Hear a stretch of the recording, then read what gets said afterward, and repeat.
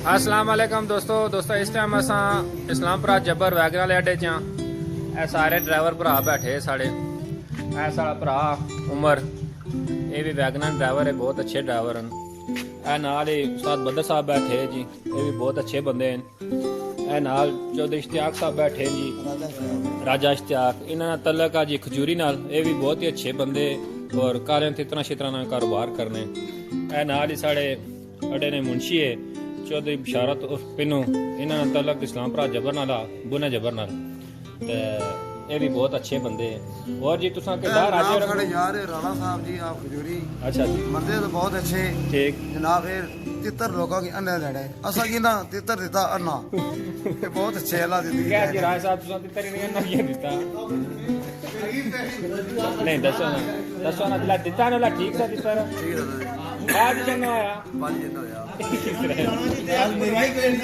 अब बनवाई की नेज भैया जी आंख बनवाई दे सो आज ने मंदिर है जय साहब तुसा की आंख बनवाई दी जासी